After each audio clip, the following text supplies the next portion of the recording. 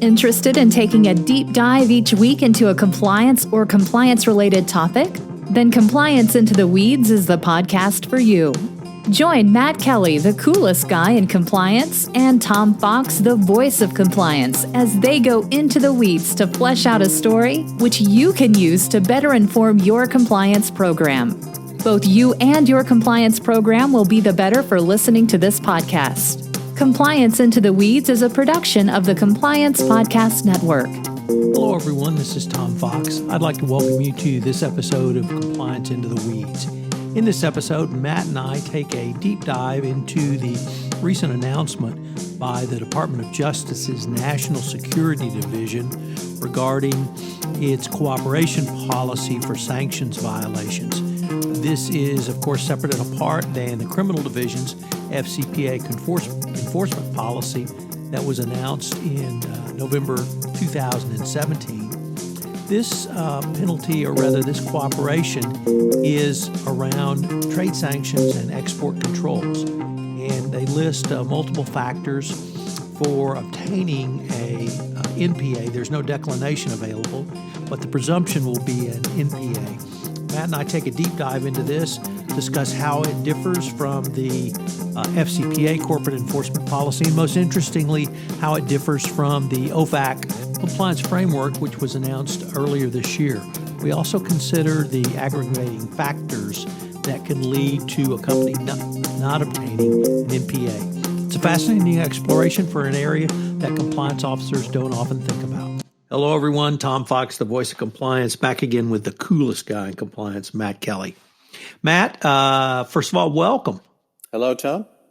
So, Matt, you wrote a blog post posted, I believe, yesterday entitled Cooperation Policy for Sanctions Violations. And it appears we have yet another Department of Justice outreach to the corporate community around asking for cooperation. You want to tell us a little bit about this? Well, yeah, sure. So I was intrigued by this.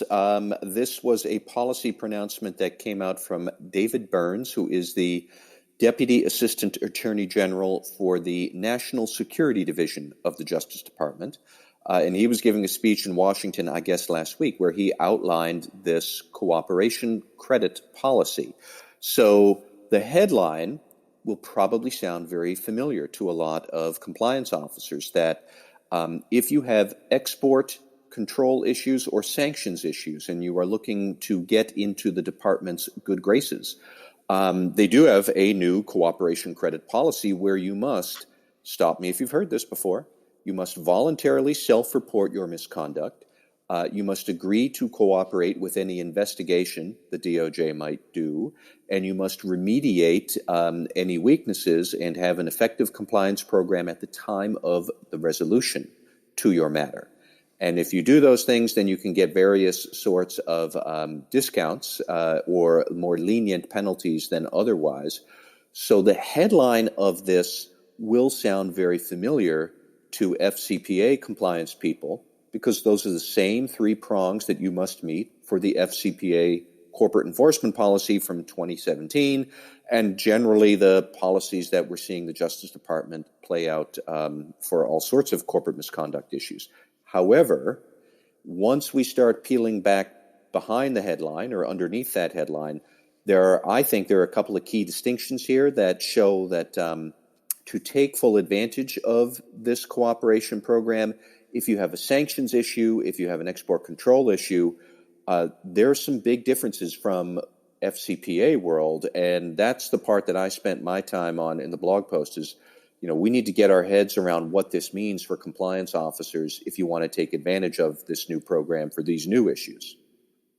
So, Matt, could we first maybe talk about the aggravating factors which can lead to overcoming the presumption of a non-prosecution agreement? Yeah, so that is where I zoomed in right away. And again, for the FCPA crowd, you might be thinking, okay, aggravating factors, if you have those in your case, maybe you won't be eligible for cooperation credit. Again, we've heard that before in the FCPA world, and we've seen some examples where there were aggravating factors. And so the Justice Department was not as nice. But the aggravating factors for sanctions issues are more than and different from the aggravating factors we've seen in the FCPA policy. So some of them are similar. Aggravating factors such as upper management involved in misconduct, repeated violations over and over, and even I would say one of the aggravating factors for sanctions is exporting to a foreign terrorist organization or some other specially designated national like that, which I would say is roughly similar to bribing a known high-risk third party. But upper management's involvement, repeated misconduct, working with customers or targets when you should have known better, those are essentially the same kind of aggravating factors we've seen in the FCPA, and now we see them here with export sanctions. But here are the other ones that caught my eye. Export of items controlled for nuclear non-proliferation or missile technology, export of military items to a hostile power, export of items known to be used for weapons of mass destruction. So, Tom, correct me if I'm wrong, but we don't see something like that in FCPA world where, for example, if I were bribing my way to sell computer parts, that might be a more serious misconduct than the exact same thing to sell sugar. That was the example I used. Like the actual good that you are using or service you're trying to sell in an FCPA bribery issue is not really relevant. But it is relevant here in exports and sanctions issues is what's the good you're actually exporting or trying to sell? And if you're trying to sell something that is very sensitive, you could be in a lot of trouble. That could be an aggravating factor no matter what. So I did think that was a very interesting distinction between what we're accustomed to in FCPA land and the aggravating factor here in sanctions land. And I don't know what your thoughts are, but that jumped out to me. Yeah, so before we kind of dive into the meat of what is an effective compliance program, I wanted to maybe reflect on this point a little bit, Matt, because it struck me that we may be asking, or at least the Department of Justice National Security Division may be asking compliance professionals, the anti-bribery, anti-corruption compliance professionals, to take on some additional tasks.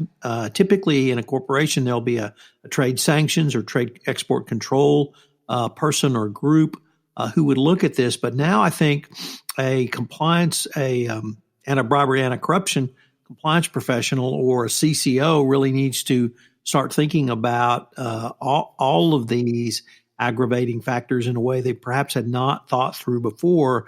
They certainly understood from the trade sanctions perspective these could be violations. But now you've got to think about it in terms of not only is it a violation, but is it going to lead to a potential additional criminal sanction that could hurt us in other ways? You know, that's possible. And I would say more that clearly the Justice Department wants the company to care about these issues. Now, is that the anti-corruption compliance team? Is it a specialized export control team or something like? The Justice Department is basically going to say, we don't care who does it so long as it gets done and your structure to it is sensible and makes good sense and it works. But compliance officers who are thinking about how do we build a broader sort of enterprise risk management or enterprise-wide compliance program that might have anti-corruption and sanctions and who knows what else of your regulatory risks bubbling around. You're going to have to deal with them somehow, but dealing with this particular type of risk is substantively different than or more than dealing with anti-corruption risk. So you wouldn't have to think about, okay, well, what are we selling and where are we selling it to and who are we selling it to? Because those things do matter more in sanctions than they do in anti-corruption, where it's just, did you bribe or did you not bribe? And then, we'll have that, all of that has ramifications for, as you said, what an effective compliance program actually is. And we can get into that, but yeah, this I thought was one big detail that's different and new is this discussion of the aggravating factors for this cooperation policy.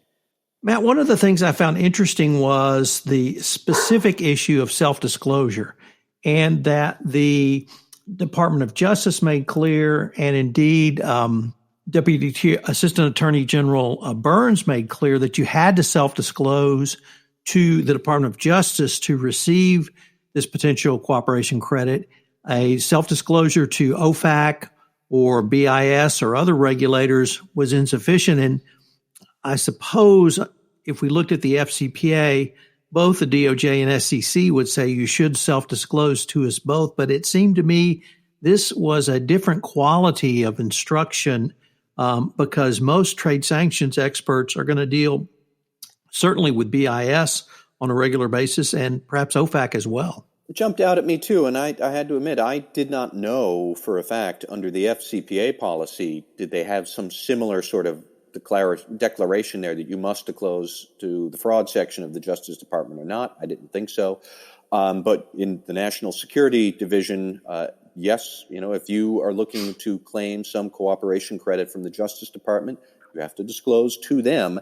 And the other thing that I thought was interesting is that if everything goes well for you and you do disclose and you get all the cooperation credit, what you get is a presumption that you will have a non-prosecution agreement, which is not the same as a declination to prosecute, which is what you would get in the FCPA enforcement policy. And why is there a difference? Well, Deputy Assistant AG Burns flat out said, we think that because of the national security threat posed by export control violations, an NPA is more appropriate. He's basically saying that he thinks this is serious stuff, so you get a more serious punishment or non-punishment or whatever you want to call it.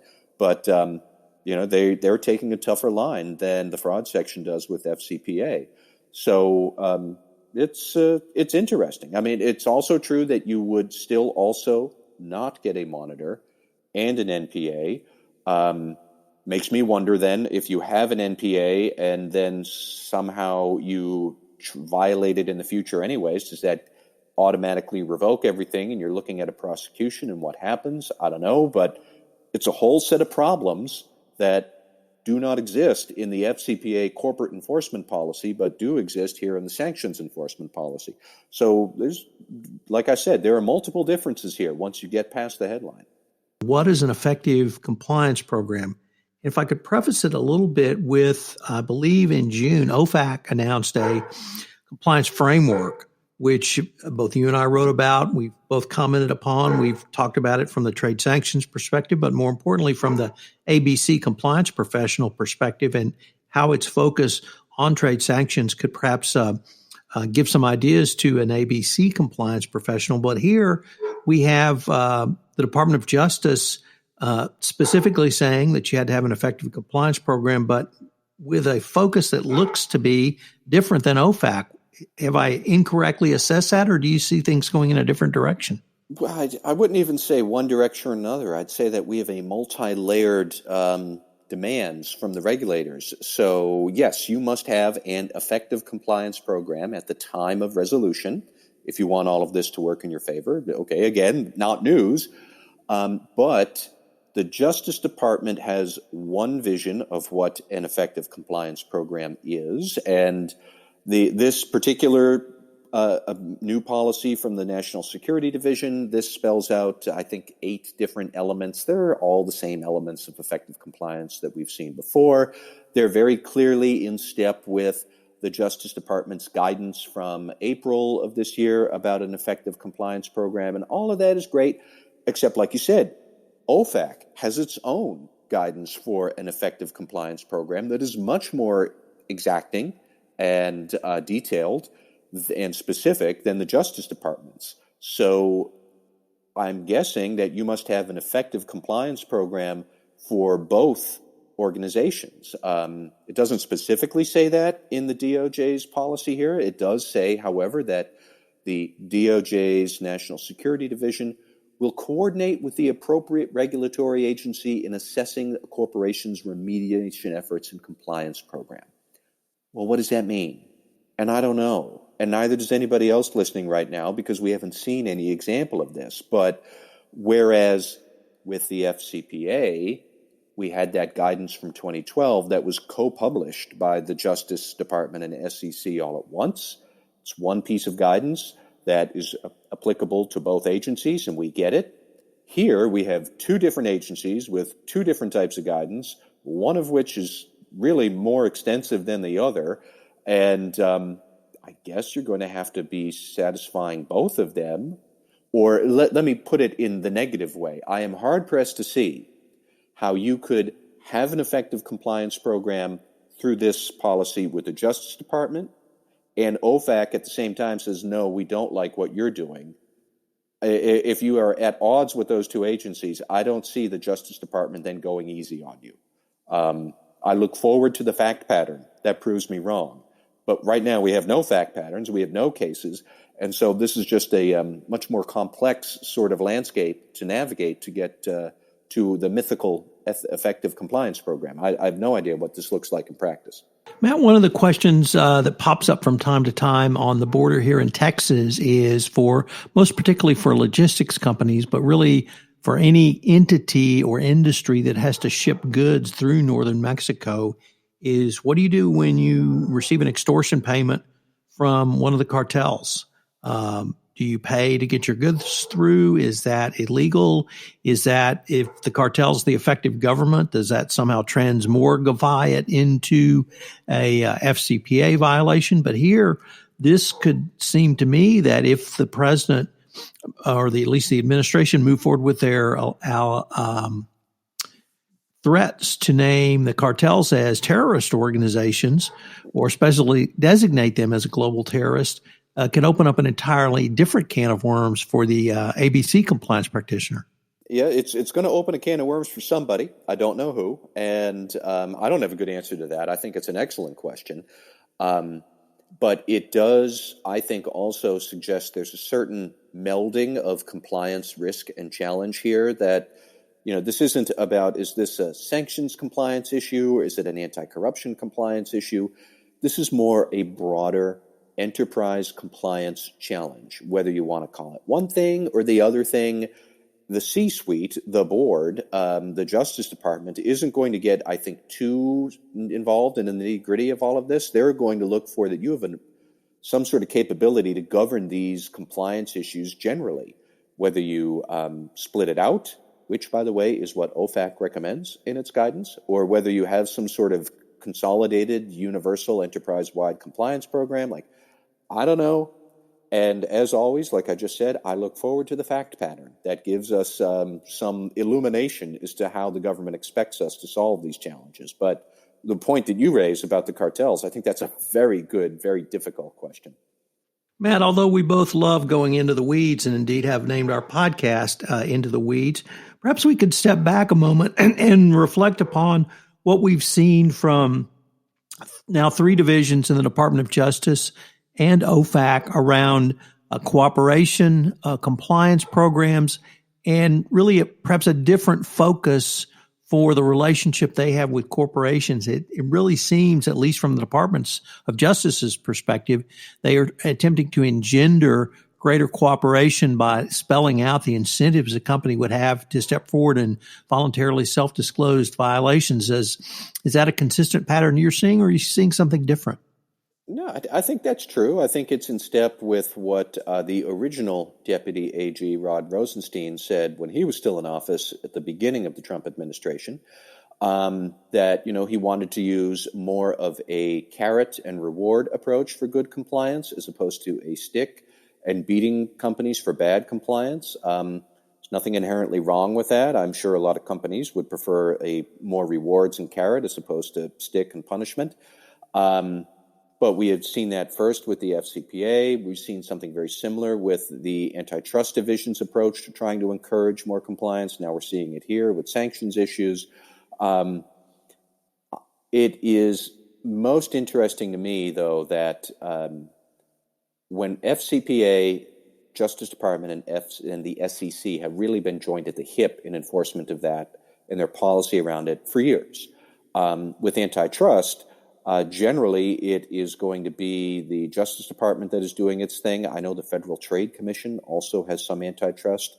But I'm curious how more we'll see the Justice Department working with other regulators and how they're going to square this.